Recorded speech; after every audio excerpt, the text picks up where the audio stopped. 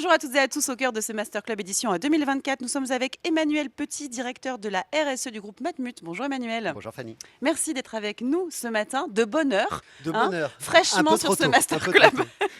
Alors, on va parler, puisque c'est un sujet très important au sein du Master Club, c'est de parler du badass, des travaux, des restitutions, des travaux qui ont été faits tout au long de l'année au sein du Cercle Lab, au sein du Cercle RSE.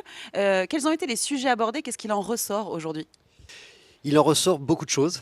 C'est toujours très intéressant de façon dans ce cercle-là d'échanger avec les homologues et de voir un petit peu de ce qui existe sur le marché autour de la RSE.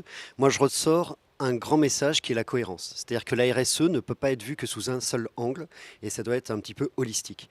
Et donc on a réussi à définir, on enfonce des portes ouvertes en disant ça, mais on a réussi quand même à définir que la cohérence, elle se fait autour de 4 axes quand on est assureur, bien évidemment dans notre métier, mais aussi en tant qu'investisseur, parce que nous sommes des investisseurs institutionnels et c'est important que la RSE se retrouve aussi dans ces investissements, et également en tant qu'employeur et en tant qu'entreprise en tant que telle.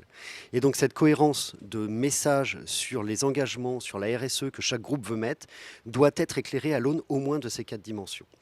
Typiquement, nous, Matmut, si je prends un angle qui est celui du handicap, en tant qu'employeur, nous sommes très investis sur la cause autour du handicap, puisqu'on a près de 9% de nos collaborateurs qui sont en situation de handicap, donc c'est quelque chose qui est assez important.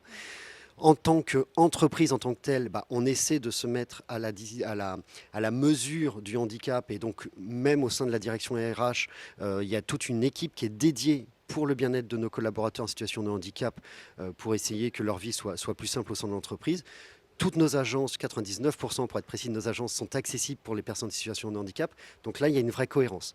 En tant qu'assureur, bien évidemment, nous assurons tous les équipements des personnes en situation de handicap, mais nous sommes également partenaires, notamment d'entrepreneurs de la cité, pour ne citer que, qui promeut de l'assurance inclusive pour des personnes qui sont très éloignées de l'assurance, et notamment des personnes en situation de handicap. Et enfin, en tant qu'investisseur, nous sommes un très grand acteur de maisons de soins, de centres de services, et donc c'est cette cohérence globale qui est intéressante et qui permet de montrer qu'on a véritablement de l'impact. Voilà. Eh bien, merci beaucoup pour cette restitution très claire, très précise. Merci Merci beaucoup. Emmanuel. Merci à vous.